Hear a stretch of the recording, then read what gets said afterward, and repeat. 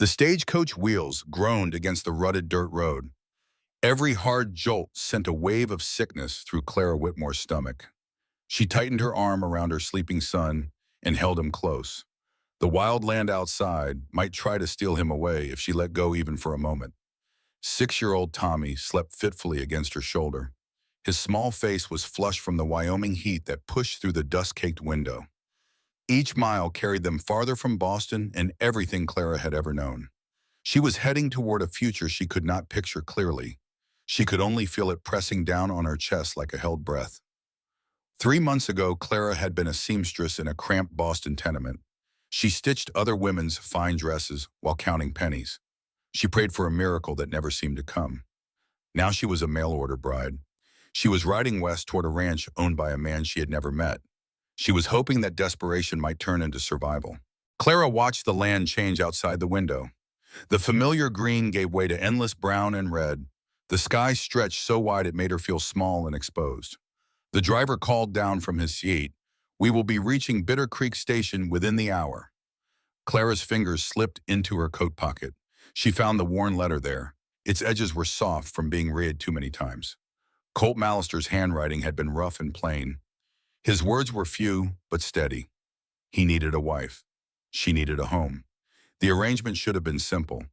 But nothing about bringing her son west under half-spoken truths felt simple at all. She looked down at Tommy's sleeping face. His dark hair was damp against his forehead. He had his father's eyes, but nothing else of that man remained in him. Tommy was gentle and quick to smile. He was curious about everything. He deserved more than empty cupboards and back alleys. He deserved a life where fists were not raised in anger. He deserved a home where fear did not live inside the walls. The land outside stretched wide and unforgiving. Red rock and sparse grass rolled out beneath a sky that felt too close and too far all at once. The air smelled of sage and dust. It was sharp and unfamiliar. Other passengers had left the coach at earlier stops. Only Clara, Tommy, and a traveling preacher remained. The preacher smiled kindly at her. "First time in Wyoming territory?" "Yes, sir," Clara said.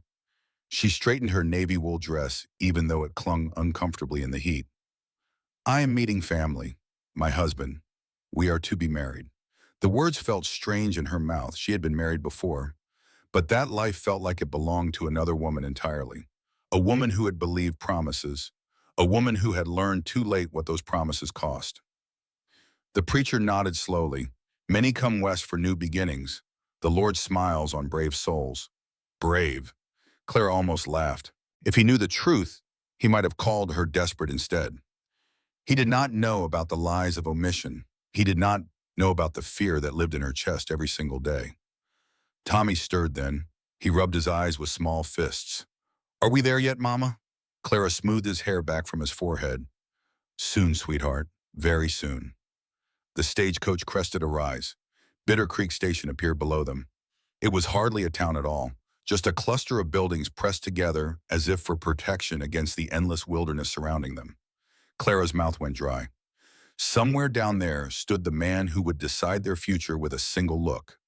One glance at Tommy and everything could fall apart. One question about the boy's father and all her hopes could turn to dust. She had not told Colt Mallister about her son in her letters. She had been too afraid, too desperate, too certain that no man would want a widow with a child when there were younger women without such burdens. Now that lie sat heavy in her stomach. It twisted and turned with every bump of the road. The coach began its descent toward the station. Clara pulled Tommy closer and whispered a prayer she was not sure anyone would hear. "Please let him be kind. Please let him understand. Please do not let this be another mistake." Tommy looked up at her with trusting eyes.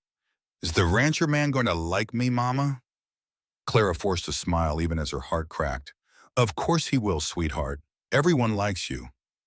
But she did not know if that was true.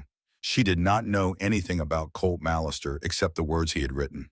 Words could lie. She knew that better than anyone. The stagecoach rolled into Bitter Creek Station and came to a stop in a cloud of dust. Clara took a deep breath. She gathered every ounce of courage she had left. This was it. This was the moment that would decide everything. She was about to meet the man she had promised to marry, and she was about to confess the secret that could destroy all her hopes before they even began. Clara climbed down from the stagecoach with trembling legs. She lifted Tommy carefully to the ground beside her. The dust swirled around their feet and settled on her navy dress like a coating of despair. Men lingered nearby. They watched her openly. Their gazes were sharp and curious. A woman traveling alone with a child was unusual enough to draw attention. Clara pulled Tommy close. Her body instinctively shielded him from those prying eyes. She scanned the small crowd gathered near the station. Which one was Colt Mallister? She had tried to imagine him 100 times during the journey. She had pictured a weathered rancher with kind eyes and a gentle smile. Then she heard the voice behind her. Mrs. Whitmore. It was deep and steady. It rumbled like distant thunder. Clara turned. The sight of Colt Mallister stole the air from her lungs. He was enormous. He was taller and broader than any man she had ever known. His shoulders were wide enough to block the sun. A dark beard framed his face. A pale scar cut through his brow and disappeared into his hairline. His gray eyes were calm and watchful. They were completely unreadable. This was not the gentle rancher she had imagined. This man looked like he could break her in half without even trying. Clara swallowed hard. Her voice came out steadier than she felt. Mr. Mallister. His gaze dropped to Tommy. Surprise flickered briefly across his face. It was there and gone in an instant. But Clara caught it. She saw the question forming in his mind. Her heart pounded so hard she was sure he could hear it. This was the moment she had feared through every mile of the journey. This was the moment when everything would fall apart. She had lied to this man. She had let him believe she was coming alone. Now she had to face the consequences. Clara straightened her spine. She would not cower. She would not beg. She had done enough of both in her previous marriage. I need to apologize, she said quickly. The words tumbled out before she could stop them. I should have been honest in my letters. This is my son Tommy. I understand if this changes things. The silence that followed was unbearable. It stretched between them like a canyon. Clara watched Colt's face for any sign of anger or rejection. She braced herself for harsh words. She prepared herself to hear that the arrangement was over before it had even begun. But Colt Mallister did something she never expected. He lowered himself onto one knee. His great frame came level with Tommy. The movement was slow and deliberate, almost gentle. Hello there, he said. His rough voice softened. I am Colt. How old are you? Tommy pressed closer to Clara's side, but curiosity won over fear. 6, sir, he answered softly. Colt nodded slowly. That is a good age. Old enough to learn to ride a horse. Do you like horses? Tommy's eyes widened. I never seen one up close before. Only the ones that pull the wagons in Boston. Well then, Colt said, we will have to fix that. I have plenty of horses at the ranch. Maybe you can help me take care of them. Tommy looked up at Clara with wonder in his eyes. Can I, Mama? Clara could not speak. Her throat was too tight. Tears burned behind her eyes. Colt stood slowly. He met Clara's gaze with an expression she could not quite name. It was not anger. It was not disappointment. It was something else entirely. The boy is part of you, he said simply. That means he is part of me now. The tears spilled over then. Clara could not stop them. She had braced herself for rejection. She had prepared herself for shame. She had expected to be sent back to Boston on the next stagecoach. She had not prepared for acceptance given so simply, so completely, without conditions or demands. Thank you, she whispered. The words were not enough. They could never be enough. But they were all she had. Colt turned toward a wagon waiting nearby. We should get moving. It is a long ride to the ranch. I would like to make it before dark. He helped Clara onto the wagon seat. His hands were careful and respectful. He lifted Tommy up beside her with surprising gentleness for such a large man. As they left Bitter Creek Station behind, Clara looked out over the vast land ahead. The fear that had lived in her chest for months was still there. But for the first time in years, hope had found a place beside it. Tommy bounced on the seat between them. He peppered Colt with questions about the ranch, about the horses, about the cows and the chickens and the bows. Colt answered each question patiently. His deep voice was steady and calm. He did not seem annoyed by the boy's endless curiosity. If anything, he seemed almost pleased by it. Clara watched them talk. She watched her son slowly relax beside this giant stranger. She watched the fear drain from Tommy's small body and excitement take its place. Maybe, she thought. Maybe this would not be a mistake after all. The road stretched ahead of them. The sun began its slow descent toward the mountains. Clara did not know what waited for her at Barren Ridge Ranch. She did not know if she could trust this quiet man with the scarred face and gentle hands. But she knew one thing for certain. He had accepted her son without question. He had looked at Tommy and seen a boy worth teaching, worth including, worth claiming as his own. That simple act of kindness meant more to Clara than any promise of love ever could. The ride to Barren Ridge Ranch took most of the afternoon. The land seemed to stretch wider with every mile. Clara rode quietly on the wagon seat. She watched Colt handle the reins with steady confidence. Tommy sat between them. His earlier shyness had melted away completely. He asked Colt about everything they passed, the strange rock formations, the birds circling overhead, the small animals that darted through the grass. What is that one called? Tommy pointed at a creature scurrying across the road. That is a prairie dog, Colt said. They live in burrows underground, whole families of them together, like a house under the dirt. Colt nodded, something like that. They dig tunnels that go on for miles sometimes. Tommy's eyes went wide with wonder. Can we see one up close? Maybe, if you are quiet enough. They are skittish creatures. They run from loud noises. I can be quiet, Tommy said solemnly. I am real good at being quiet. Clara's heart clenched at those words. Tommy had learned to be quiet in their old life.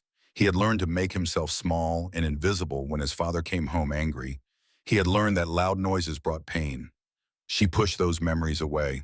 That life was over. She would make sure of it. The wagon crested a final hill. Barren Ridge Ranch spread out before them in the golden afternoon light. Clara felt her breath catch. The buildings were solid and well kept. A log house stood strong against the hills.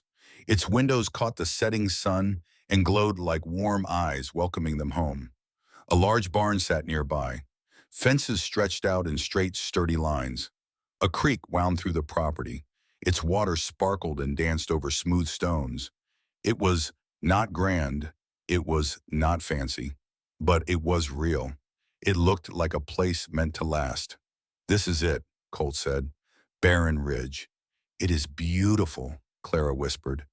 Colt glanced at her. Something flickered in his gray eyes. Surprise, maybe, or pleasure. It is home. He guided the wagon to a stop near the house. An older man emerged from the barn. He was weathered and lean with white hair beneath a dusty hat. He walked with a slight limp, but moved quickly despite it. This is Samuel, Colt said. He has worked this ranch longer than I have owned it. Could not run the place without him. Samuel tipped his hat to Clara. Ma'am, welcome to Barren Ridge. Thank you, Clara said. Samuel's eyes dropped to Tommy. His weathered face cracked into a smile. Well now, who is this young fellow? I am Tommy. I am 6. I am going to learn to ride horses. Samuel chuckled. Is that so? Well, we have got plenty of horses that need riding. Reckon we can find you one that is your size. Tommy beamed. Mama, did you hear that? Clara smiled. I heard, sweetheart. Colt helped her down from the wagon. His hand was warm and steady around hers. He held on just long enough to make sure she had her footing. Then he released her and stepped back. Let me show you inside, he said. The house was even better than Clara had hoped.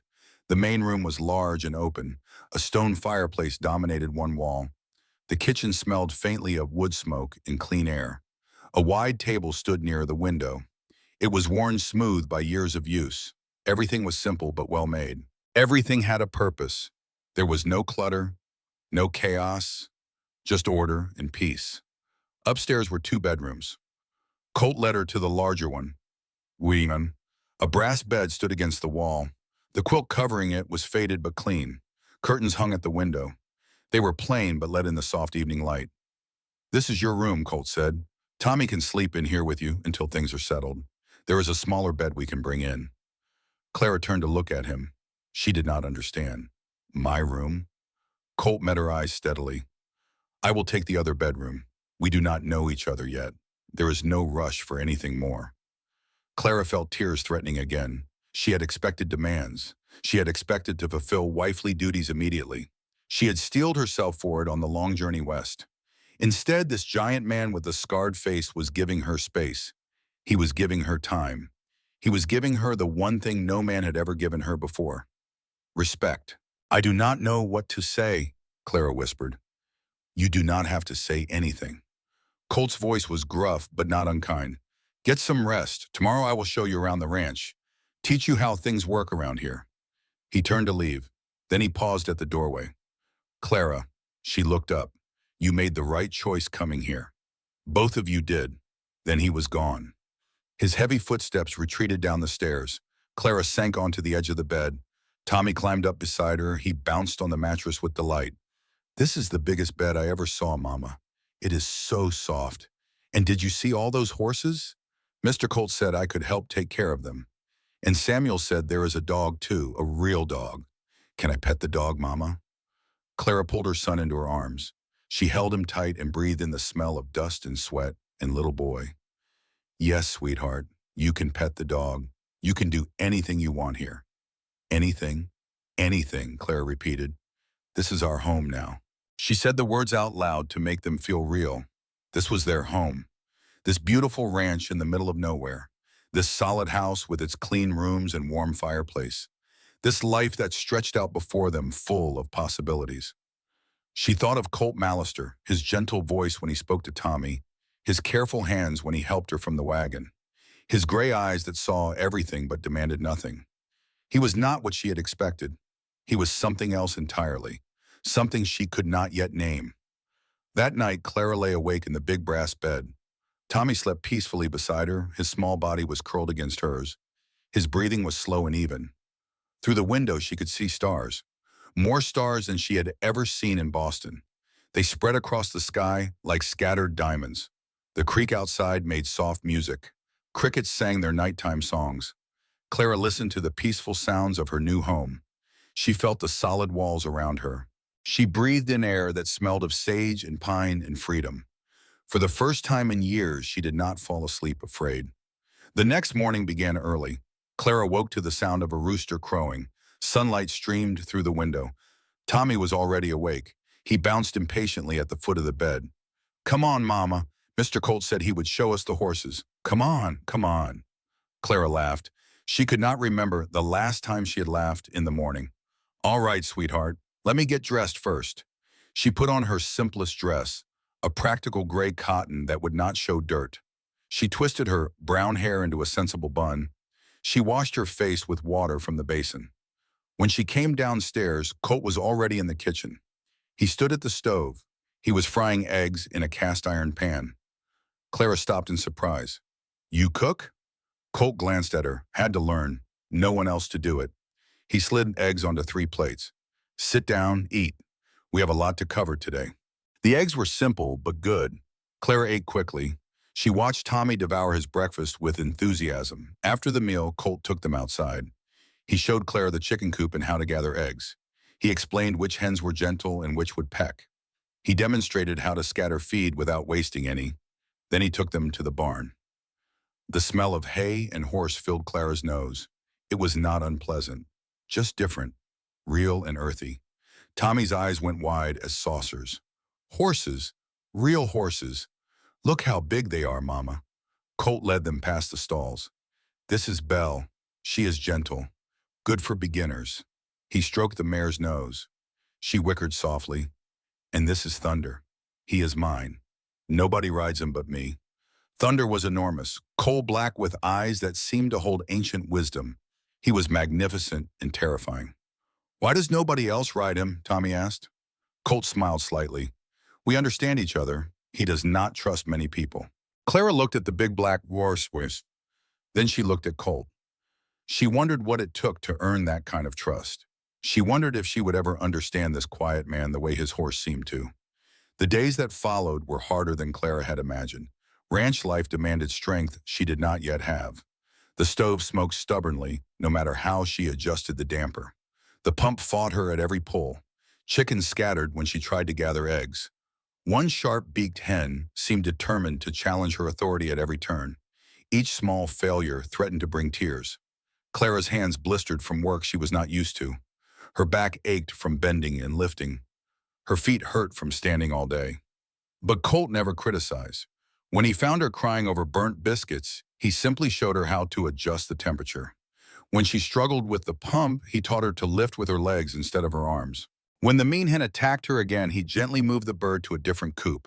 He spoke little, but his patience spoke for him, louder than any words could. Tommy flourished in ways Clara had never seen. He followed Samuel everywhere. He learned to scatter feed in muck stalls. He listened wide-eyed to stories of cattle drives and Indian encounters. He laughed freely. He ran without looking over his shoulder. He slept through the night without nightmares. Clara watched her son transform. The fearful boy who had learned to be invisible was becoming confident and curious. The child who flinched at loud noises now shouted with joy as he chased the ranch dog across the yard. One evening, Clara stood at the corral fence. She watched Colt work with a young horse. The animal danced and resisted, but Colt stayed calm. He guided rather than forced. He spoke softly to the frightened creature. His movements were slow and deliberate. Tommy stood beside Clara. His small hands gripped the fence rails. "He is teaching her to trust Mama," Tommy said with quiet wonder, "just like he taught me." Clara felt something tighten in her chest. She looked at her son. "What do you mean, sweetheart?" Tommy shrugged. "I was scared of him at first. He is so big, but he never yells. He never gets angry. He just waits until I am not scared anymore." Clara pulled Tommy close. She kissed the top of his dusty head. "When did you get so wise, little man?" Tommy grinned up at her. "Sure. Samuel says I am a quick learner." In the corral, Colt finally got the halter on the young horse. He stroked her neck and whispered words Clara could not hear. The horse stopped fighting. She stood still. She let out a long breath and lowered her head. Trust. Clara thought about that word. It was built slowly, with patience and proof. It could not be demanded or forced. It had to be earned. She watched Colt lead the calm horse back to the barn. He moved with quiet confidence. He was nothing like the men she had known before. He was nothing like her first husband, who had demanded obedience and punished resistance. Colt asked for nothing. He simply showed up every day. He did his work. He treated her with respect. He was kind to her son. And slowly, without her permission, Clara's heart began to open. 3 weeks passed at Barren Ridge Ranch. Clara found her rhythm in the daily work. Her biscuits stopped on burning. The pump no longer defeated her. Even the mean hen had learned to tolerate her presence. But Clara could not shake the feeling that something was wrong. She caught Colt staring out at the horizon sometimes, his jaw tight, his eyes hard. When she asked what troubled him, he only shook his head. "Nothing you need to worry about." But Clara did worry. She worried about the silences that fell when Samuel and Colt talked in low voices near the barn. She worried about the way Colt checked the fences every morning with grim determination. She worried about the shadows that crossed his face when he thought no one was watching. The truth came on a sunny Tuesday when Clara rode into town with Samuel. They needed supplies from the general store, flour and sugar and coffee.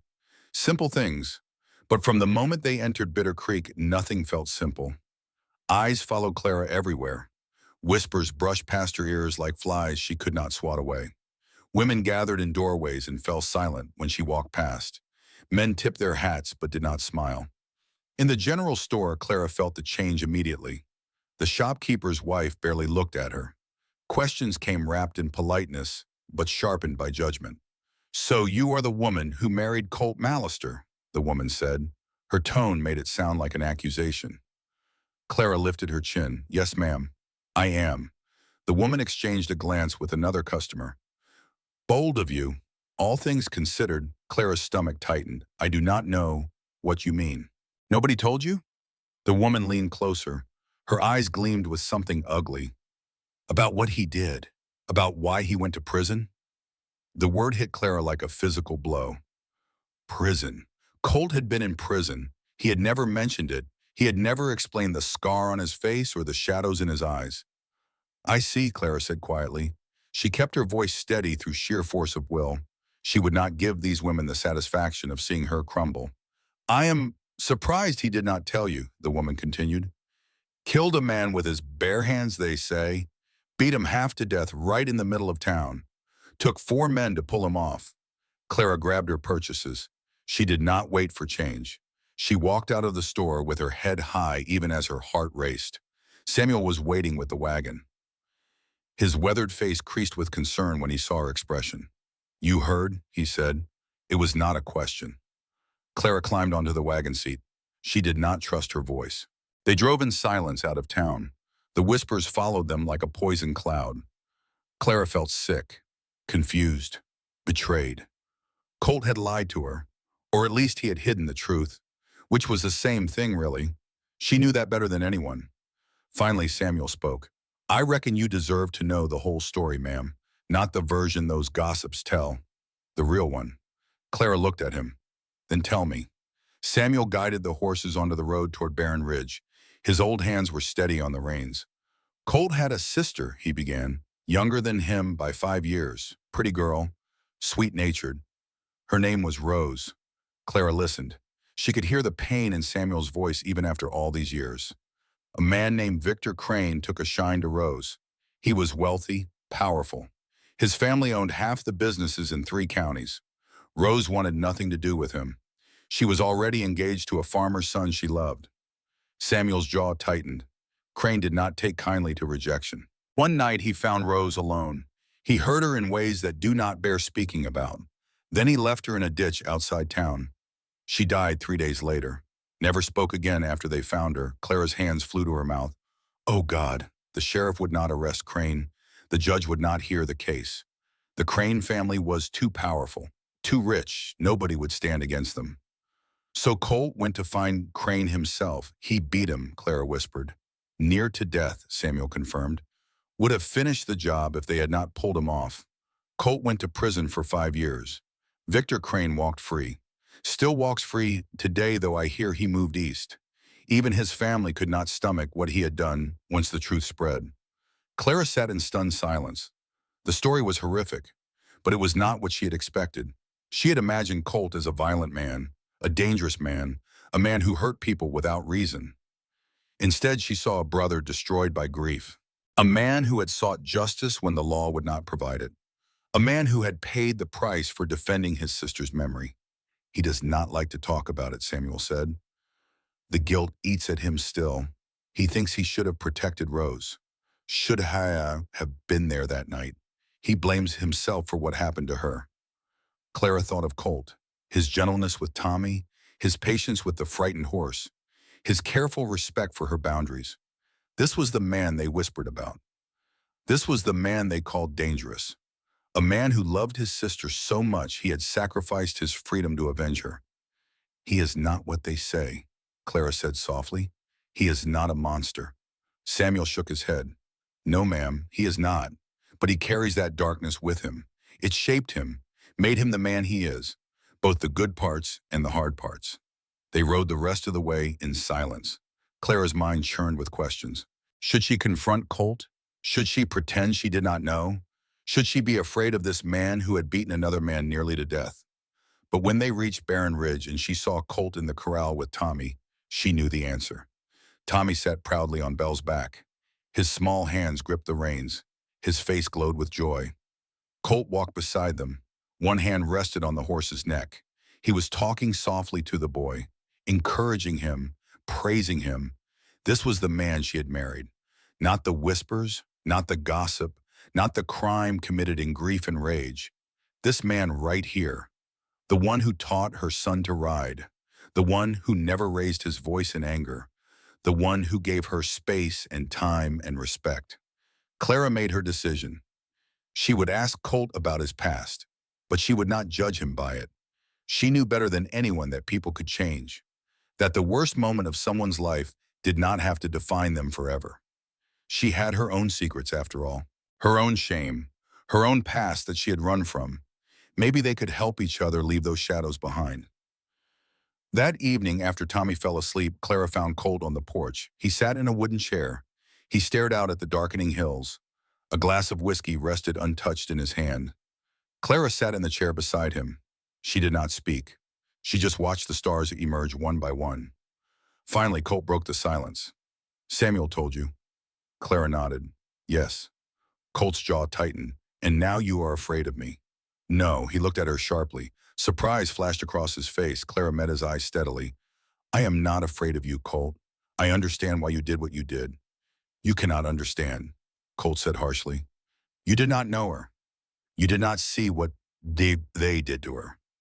No, but I know what it is like to watch someone you love suffer. I know what it is like to feel helpless. I know what it is like to want to destroy the person who hurt them. She thought of Tommy, of the night she had held him while he cried, of the bruises she had hidden, of the fear that had ruled their lives for so long. My first husband was a cruel man, Clara said quietly. He hurt Tommy. He hurt me. I stayed too long because I had nowhere else to go. When he died, I felt relief. Not grief. Relief. Does that make me a monster? Colt was silent for a long moment. Then he reached over and took her hand. His grip was warm and steady. No, he said softly. It makes you human. They sat together in the darkness, their hands intertwined. The stars wheeled overhead. The creek sang its endless song. Clara felt something shift between them. A wall had come down. A door had opened. They had shown each other their scars and found acceptance instead of judgment. It was not love. Not yet. But it was the foundation on which love could be built. The peace Clara had begun to trust did not last. Trouble came quietly at first. It slipped into their days like a shadow that grew longer with each sunrise. Fences were cut along the western ridge. Water meant for Barren Ridge ran low after being diverted upstream. A horse went missing, then another. Each time Colt tracked the signs, they led too close to one particular ranch to be coincidence, yet never far enough to prove anything in court. Clara learned the name quickly. Judd Baxter. Baxter owned the largest ranch in the valley and half the town besides. Men spoke his name carefully. Women avoided it altogether. Even Samuel grew quiet when Baxter was mentioned. His weathered face went hard as stone. What does he want? Clara asked one evening. Colt stood at the window. His broad back was tense with anger he was fighting to contain. The land, he said. The water rights. Barren Ridge sits on the best water source in 50 miles. Whoever controls this ranch controls the whole valley. But this is your land. He cannot just take it. Colt laughed bitterly. Baxter does not care about what is legal. He cares about what he can get away with. And with enough money and enough power, a man can get away with almost anything. Clara thought of Victor Crane, another powerful man who believed rules did not apply to him, another predator protected by wealth and position. What will you do? She asked. Colt turned to face her. His gray eyes were hard with determination. I will not give up this ranch. I built it with my own hands. After prison, took everything else. It is all I have. Clara crossed the room to stand before him. She placed her hand on his chest. She could feel his heart beating beneath her palm, steady and strong. You have more than this ranch, she said quietly. You have Tommy. You have Samuel. You have me. Something shifted in Colt's expression. The hardness softened just slightly. Clara, he said, his voice was rough. You should know what you are getting into. Baxter is dangerous. This fight could get ugly. I know, Clara said. I am not afraid. It was not entirely true. She was afraid, but she was more afraid of losing this new life she had found. This home, this family, this man who had given her hope when she had none left. I have spent my whole life running from trouble, she continued. Running from my first husband, running from Boston, running from everything that scared me. I am tired of running, Colt. I want to stand and fight. Colt stared at her for a long moment. Then he pulled her into his arms. He held her close against his broad chest. She could feel the strength in him, the power that could be terrible if unleashed. But with her, he was gentle, always gentle. Together then, he murmured against her hair. We face this together. Clara nodded against his chest. Together. The first direct confrontation came sooner than either of them expected. Clara had gone into town for supplies. Tommy stayed behind with Samuel. The boy had grown to love the old ranch hand and followed him everywhere. Clara was loading flour into the wagon when a shadow fell across her. She looked up into the smiling face of Judd Baxter. He was not what she had expected. She had imagined a rough rancher, a crude man with dirt under his fingernails and cruelty in his eyes. Instead, Baxter was polished, refined. His clothes were expensive. His boots gleamed with fresh polish. His silver hair was neatly combed beneath a fine hat. He looked like a wealthy businessman, not a cattle baron. But his eyes were wrong. They were pale blue and completely empty, like windows into a house where nobody lived. Mrs. Mallister, he said smoothly, I do not believe we have been formally introduced. I am Judd Baxter, your neighbor to the north." Clara straightened. "I know who you are, Mr. Baxter." Baxter's smile widened. It did not reach those empty eyes. "All good things, I hope." Clara did not answer. She turned back to loading the wagon. "I was hoping we might have a conversation," Baxter continued, "about the future of this valley, about opportunities that might benefit us both. I am not interested in any opportunities you might offer." Baxter stepped closer. His voice dropped low. "Dangerous. You should be careful, Mrs. Mallister. Your husband has made enemies in this territory. Powerful enemies. His past makes him vulnerable. One word to the right people, and he could find himself back in prison."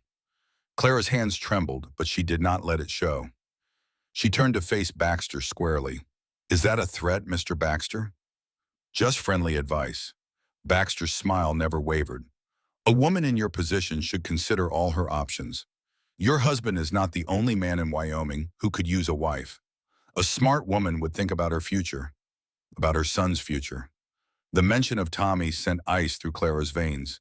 She met Baxter's empty eyes without flinching. "Stay away from my family, Mr. Baxter. Stay away from our ranch. Whatever quarrel you have with my husband, you can take up with him directly. I want no part of it." She climbed onto the wagon seat. Her hands shook as she gathered the reins. Baxter watched her go. That empty smile never left his face. "I will be seeing you again, Mrs. Mallister," he called after her. "Sooner than you think." Clara drove home as fast as the horses would carry her. Her heart pounded the entire way. Baxter's words echoed in her mind. When she told Colt what had happened, she watched the fury transform his face. His hands clenched into fists. His jaw went tight. For a moment, she glimpsed the man who had beaten Victor Crane nearly to death. But Colt controlled himself. He took a deep breath. He unclenched his fists. "He is trying to provoke me," Colt said. "He wants me to make a mistake, to give him an excuse to involve the law." What do? We stay calm. We document everything. We do not give him what he wants. But Clara could see the strain in Colt's face. She could see how much it cost him to hold back. Baxter knew exactly which buttons to push. He knew Colt's history. He knew the violence that lived beneath that controlled surface. This was a game to Baxter, a cruel game with their lives as the stakes. The harassment continued over the following weeks. Fences cut faster than they could be repaired. Cattle scattered in the night. Mysterious fires that started and stopped just short of the buildings. Colt reported each incident to the sheriff. But Sheriff Morgan was a weak man, a man who owed his position to Baxter's support. He took notes and promised to investigate and did nothing. Clara watched her husband grow more tense with each passing day. The shadows under his eyes deepened. His patience with small frustrations wore thin. He snapped at Samuel over nothing, then apologized immediately. The pressure was building. Baxter was tightening the noose. One morning, Clara found Colt standing at Rose's grave. She had not known it was there until Samuel showed her. A small headstone on a hill overlooking the ranch. Simple words carved into the rock. "Rose Mallister, beloved sister, gone too soon." Clara approached quietly. She stood beside Colt without speaking. "I cannot let him win," Colt said. His voice was raw with emotion. "I cannot let another man like Crane destroy what I love." Clara took his hand. "You will not. We will not let him." Colt turned to look at her. She saw the fear beneath his anger, the fear that he would lose control again, that he would become the monster everyone believed him to be. "What if I cannot stop myself?" he whispered. "What if he pushes too far? What if I prove them all right?" Clara reached up to cup his face in her hands. She made him look at her. "You are not that man anymore, Colt. You have changed. You have built a life here, a family. You are not alone this time." His eyes searched her face, looking for doubt, for fear, for judgment. He found none. "I love you," Clara said. The words came easily, naturally.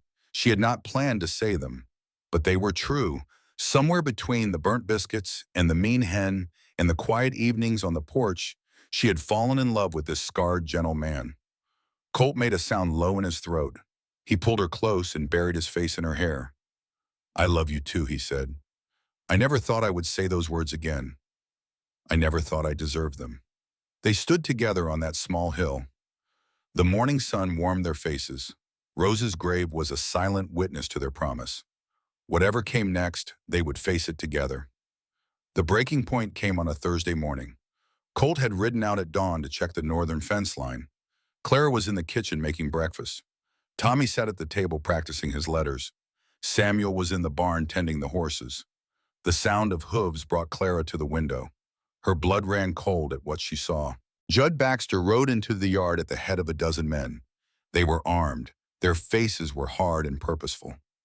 "Tommy," Clara said quietly, "go upstairs. Stay in your room until I come for you." "But Mama." "Now, Tommy," the boy heard the steel in her voice. He ran for the stairs without another word. Clara grabbed the shotgun that hung above the door. Colt had taught her to use it. She had never imagined she would actually need to. She stepped onto the porch, her heart hammered in her chest, but her hands were steady. Samuel emerged from the barn. His own rifle was in his hands. Baxter smiled that empty smile. He dismounted and approached the house as if he owned it already. "Good morning, Mrs. Mallister. I was hoping to find your husband at home."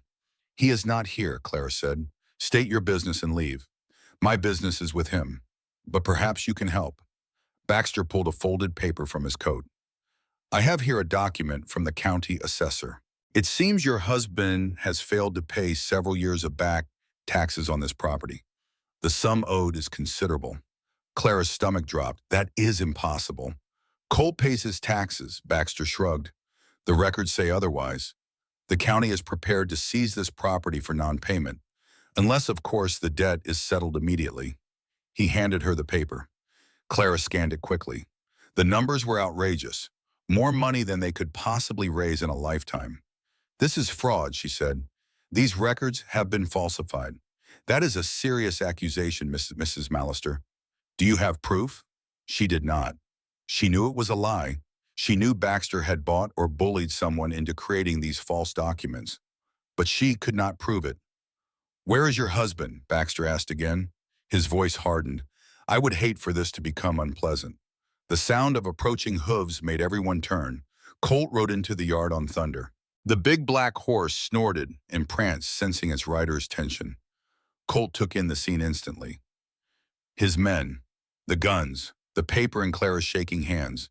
He dismounted and walked toward Baxter. His stride was measured, controlled. But Clara could see the rage building beneath that calm surface. "Get off my land, Baxter." Baxter's smile widened. "I was just explaining to your lovely wife about your tax situation. The county cannot allow such debts to go unpaid.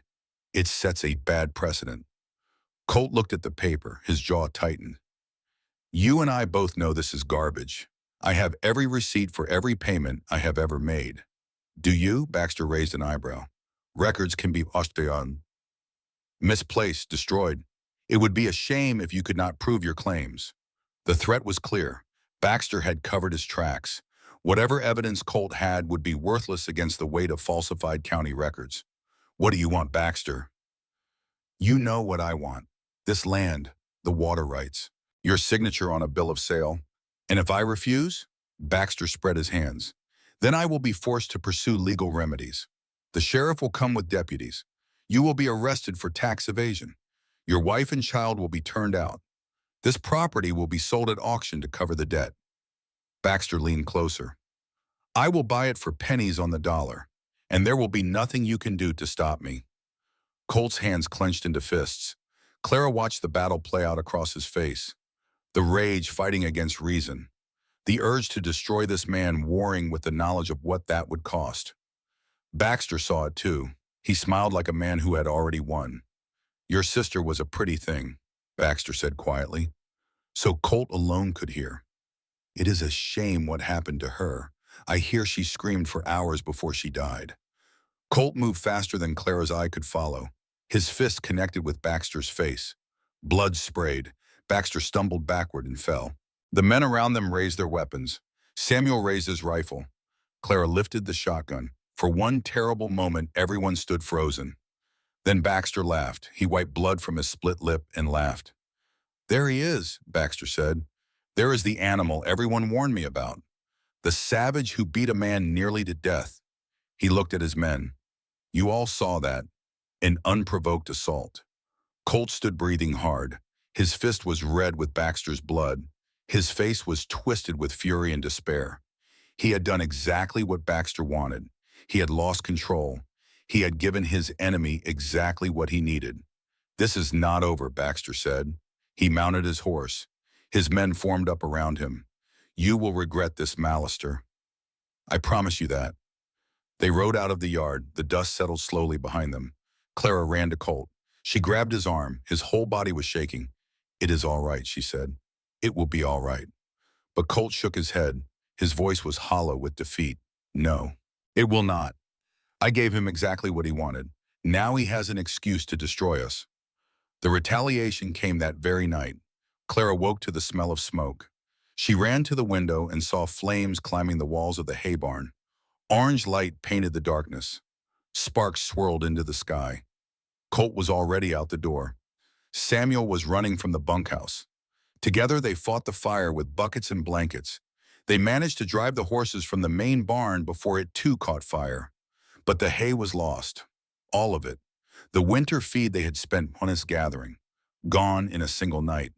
Standing in the ashes at dawn, Clara saw the defeat in Colt's eyes.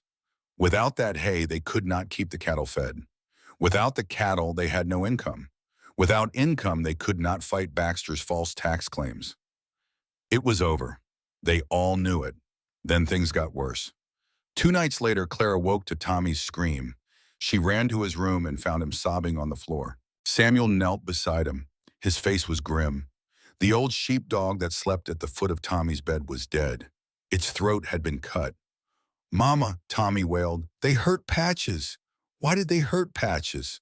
Clara held her son and rocked him. She had no answer. There was no answer that would make sense to a 6-year-old boy. But she knew who was responsible. She knew what message this was meant to send. "Your son is not safe. No one is safe. Give us what we want." That night, Clara made her decision. She found Colt in the barn. He sat on an overturned bucket. His head was in his hands. "We need to send Tommy away," Clara said. Colt looked up. "Where?" "There is a family in town. The Hendersons. Mrs. Henderson helped me at the general store when no one else would. They have children his age. They will keep him safe, Clara." Colt's voice broke. "I am sorry. I should have—" "No." Clara knelt before him. She took his face in her hands. "This is not your fault. This is Baxter. This is evil. And we are going to fight it. How, I do not know yet. But I will not let this man win. I will not let him take everything we have built." She stood. Her spine was straight. Her jaw was set. "Tomorrow I will take Tommy to the Hendersons. Then I will go to the sheriff. I will make him listen. And if he will not help, I will find someone who will." Colt looked at her with wonder. "You are braver than any woman I have ever known." "No," Clara said. "I am just tired of being afraid." Clara rode into Bitter Creek alone. She left Tommy safely with the Henderson family. She left Colt and Samuel to guard the ranch against further attacks. She rode with a purpose that burned in her chest like fire. The sheriff's office was her first stop. Sheriff Morgan looked up from his desk with the expression of a man who wished he was anywhere else. "Mrs. Mallister, what can I do for you?" "You can do your job," Clara said.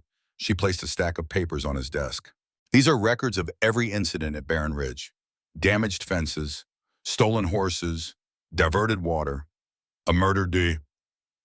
All of it points to Judd Baxter." The sheriff did not even look at the papers. "Mrs. Mallister," he said heavily, "I understand you are upset, but Judd Baxter is a respected member of this community. I cannot go making accusations without proof. This is proof. This is a list of your complaints." "That is not the same thing." Clara leaned forward. Her voice was quiet, but it carried an edge sharp enough to cut. "Sheriff Morgan, I know you are afraid of Baxter. I know he put you in that chair and he can take you out of it. But there are laws in this territory, laws that even Judd Baxter cannot ignore. If you will not enforce them, I will find someone who will." The sheriff's face went red. "Now listen here." "No, you listen." Clara stood tall. "I am giving you one chance to do the right thing. One chance to be the man you swore to be when you pinned on that badge. Help us or step aside. But do not pretend you cannot see what is happening right in front of your face." She walked out before he could respond. The next stop was the church.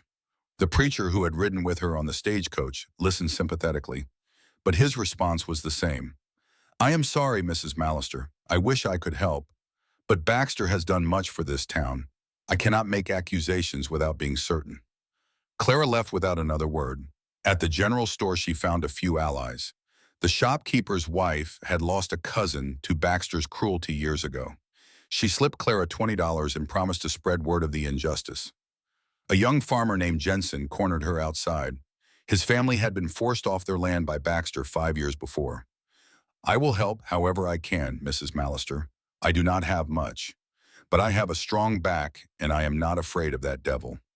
Others came forward. Not many, but enough. People who had suffered under Baxter's shadow. People who were tired of looking away. Clara returned to Barren Ridge with money in her pocket and names in her ledger. It was not enough to save them, but it was a start. Colt met her at the gate. His face was drawn with worry. What happened? I've found allies, Clara said. Not many, but some. We are not alone in this fight, Colt. She handed him the money. It is not much, but it is something. Colt stared at the bills in his hand. Then he looked at Clara with an expression she could not quite read. You went into that town alone. You faced those people who have looked down on you since you arrived. You asked for help knowing most would refuse. Yes, why? Because I love you. Because this is my home now. Because I will not let evil men win. Colt pulled her into his arms. He held her tight against his chest. I do not deserve you, he murmured. Yes, you do, Clara said. We deserve each other. 3 days later, hope came from the most unexpected place. Clara was in the kitchen preparing the evening meal when Samuel burst through the door. His weathered face was alive with excitement. Someone is coming up the road, he said. Not Baxter's men, just one rider. Colt grabbed his rifle and went out onto the porch. Clara followed. The rider was young, maybe 20 years old. His clothes were worn and dusty. His face was pale with exhaustion. He looked like he had not slept in days. He dismounted and nearly fell. Colt caught him and steadied him. Easy, son. Who are you? What do you want? The young man looked around wildly, as if expecting enemies to appear from every shadow. My name is Daniel Reed, he said. I work for Baxter. I rode for Baxter, I mean. I cannot anymore. Not after what I have seen. He reached into his saddlebag and pulled out a leather pouch. He pressed it into Colt's hands. Take this, Daniel said. It is everything I have saved. $400. It is not much, but maybe it will help pay those taxes they claim you owe. Clara gasped. Why would you help us? Daniel's face twisted with shame. Because Baxter is a monster. He destroyed my family. He forced my father off our land. My mother died from the heartbreak. I was 17 and alone. Baxter took me in because he knew I had nowhere else to go. He made me dependent on him, made me do things. He shook his head, could not continue. What things? Colt asked gently. Daniel took a shaky breath. There are girls, young women who work in his house. Some of them are there by choice. Others, he trailed off. But Clara understood. They are prisoners. Yes.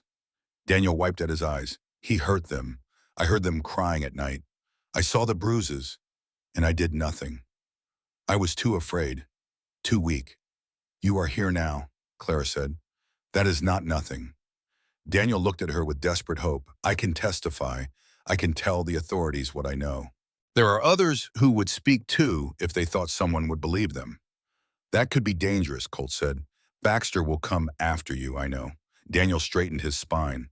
But I cannot keep pretending to be blind. I cannot keep serving a man who does such evil, even if it costs me my life. Clara felt tears prick her eyes. This young man had risked everything to bring them help.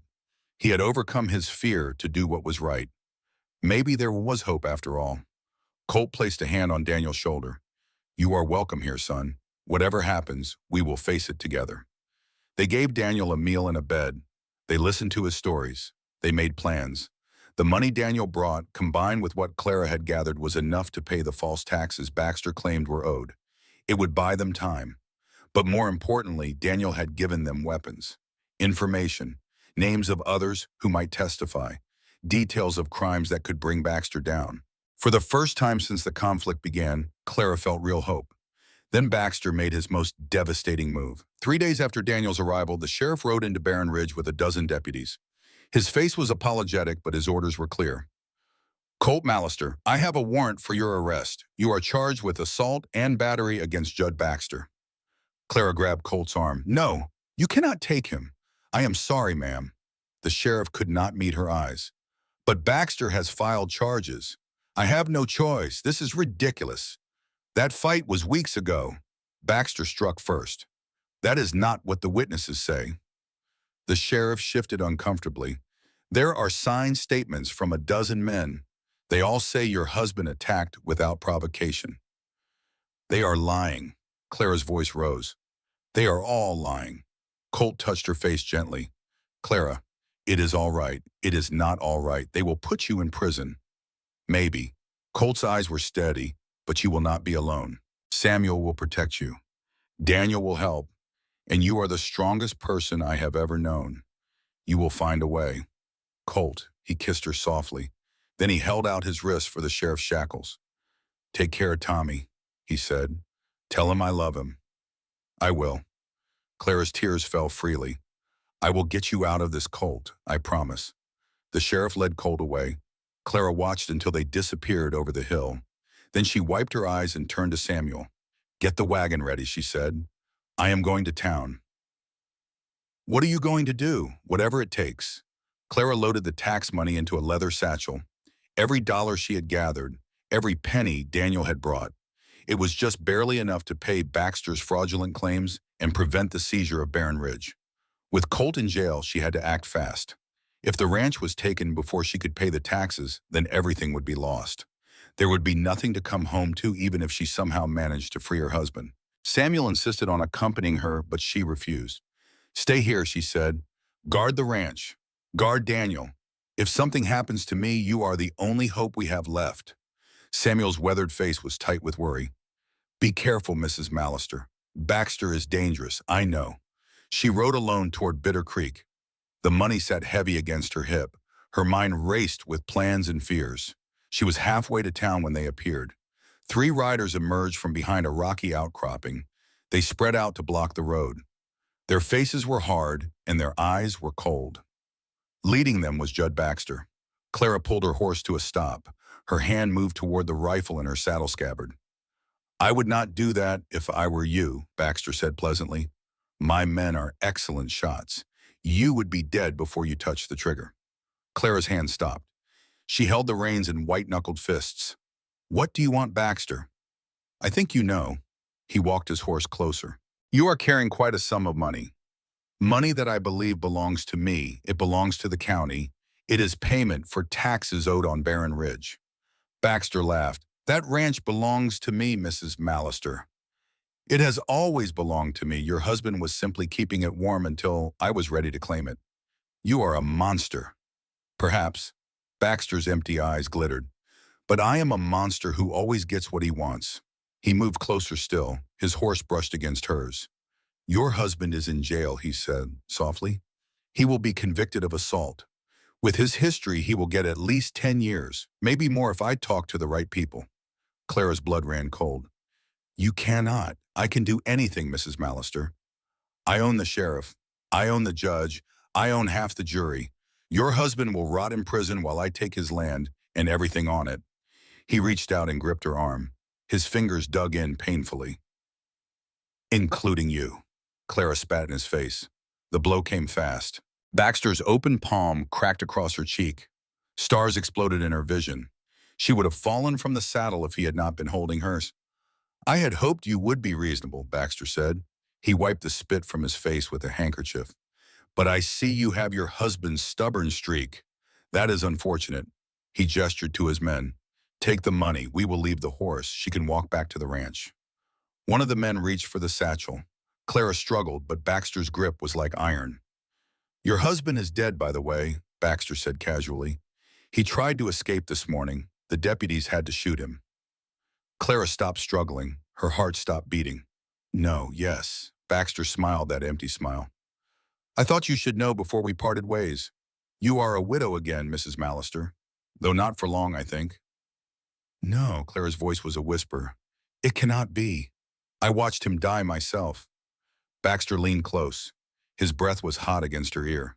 He screamed your name at the end, begged for mercy. It was quite pathetic, really. Something broke inside Clara.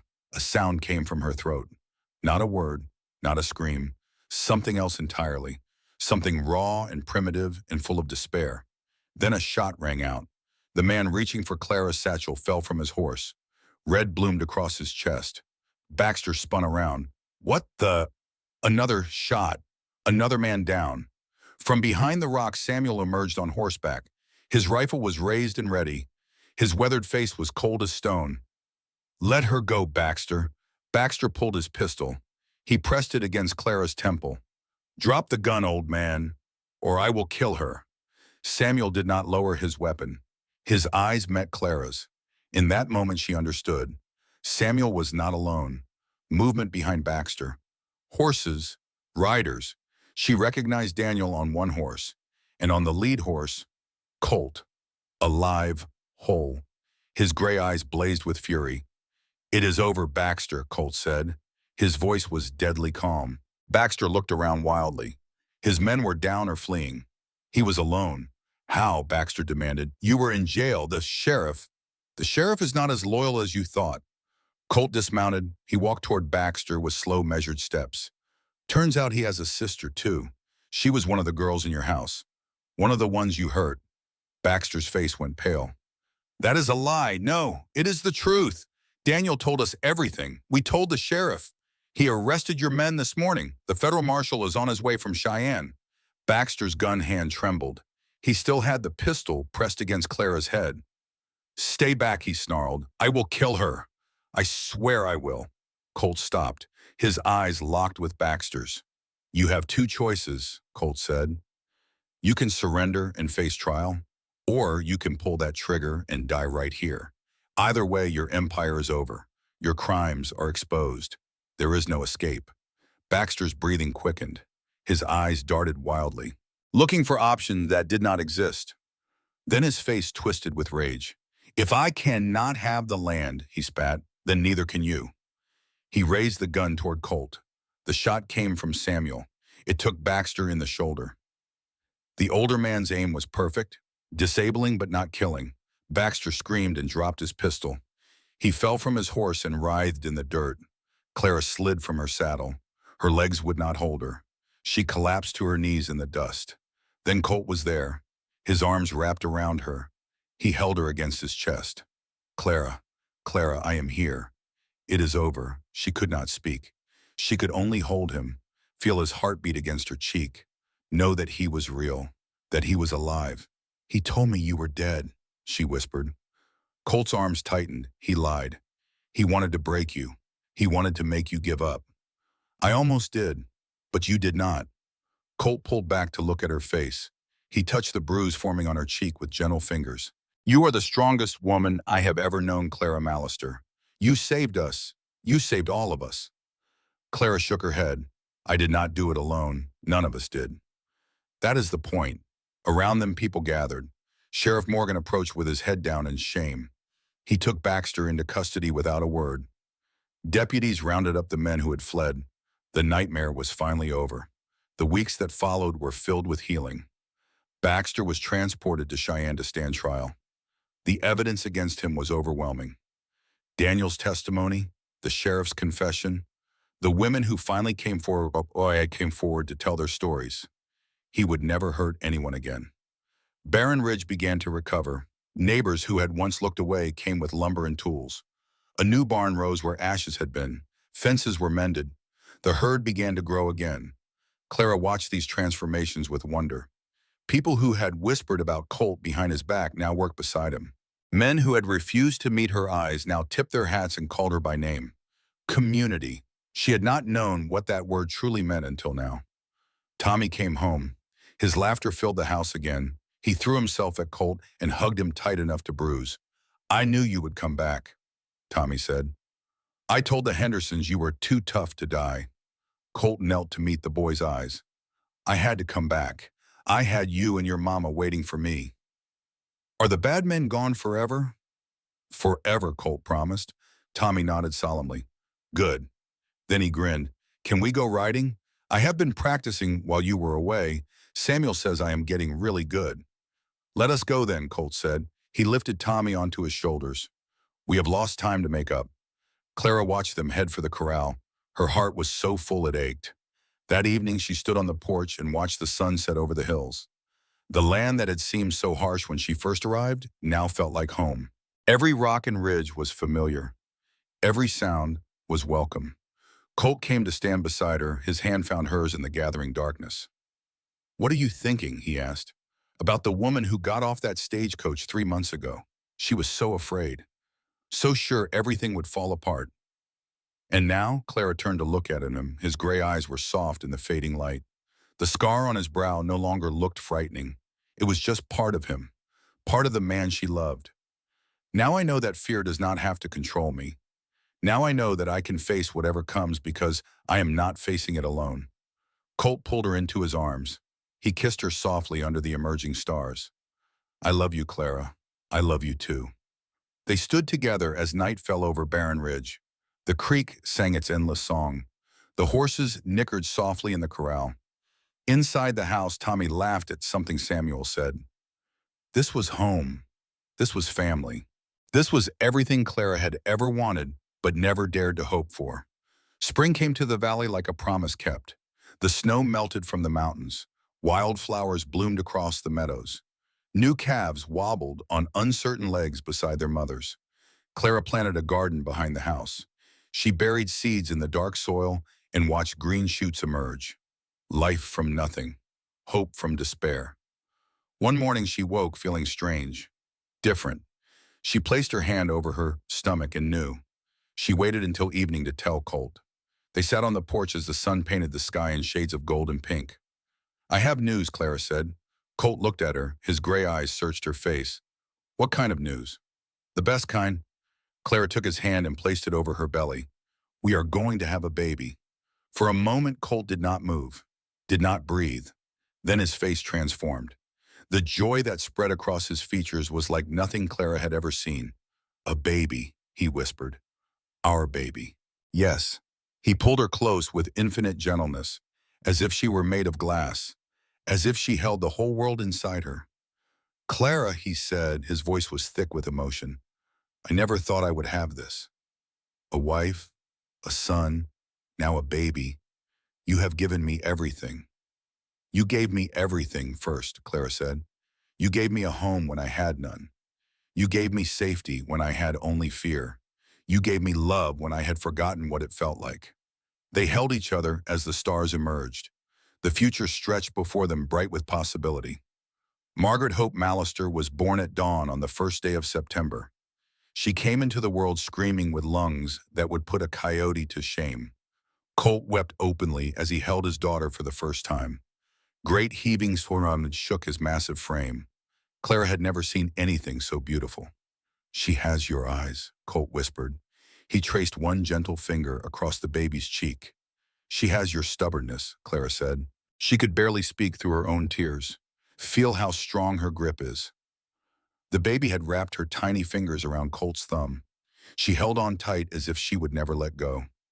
Tommy stood proudly at his father's side, because that was what Colt was now. Not stepfather, not the rancher man. Father. She is so small, Tommy said with wonder. I was never that small, was I? You were smaller, Clara told him. You were the tiniest thing I had ever seen. Tommy puffed out his chest. Well, I am big now, big enough to protect her. I will teach her everything. How to ride and how to gather eggs and how to make Samuel laugh. Colt placed his free hand on Tommy's shoulder. You will be the best big brother in all of Wyoming. In all the world, Tommy corrected. In all the world, Colt agreed. Life at Barren Ridge grew steady and full. The ranch prospered, the herd multiplied, the house rang with voices and laughter and the endless energy of children growing. Clara sometimes stood at her kitchen window and watched her family. Colt teaching Tommy to rope, Margaret toddling across the yard chasing chickens, Samuel telling stories on the porch while everyone gathered to listen. She thought of the woman she had been, stepping off that stagecoach in her navy wool dress, apologizing for bringing her son, braced for rejection, ready for shame. She had expected nothing and received everything. Home. She had learned what that word truly meant. It was not a place, not really. It was not the log house or the sturdy barn or the hills that turned gold in autumn. Home was Colt's hand finding hers in the darkness. Home was Tommy's laughter echoing across the meadow. Home was Margaret's sleepy sighs as she drifted off in Clara's arms. Home was love, given freely, accepted completely, built from courage and trust and the willingness to begin again. Clara walked out onto the porch one evening as the sun set over the mountains. The sky blazed with color. The air smelled of sage and coming rain. Colt appeared beside her. He wrapped his arm around her shoulders and pulled her close. "What are you thinking, Mrs. Mallister?" Clara smiled. "I am thinking about how far we have come, about everything we have survived, about how grateful I am for this life we have built." Colt kissed the top of her head. "No regrets?" "None. Not a single one."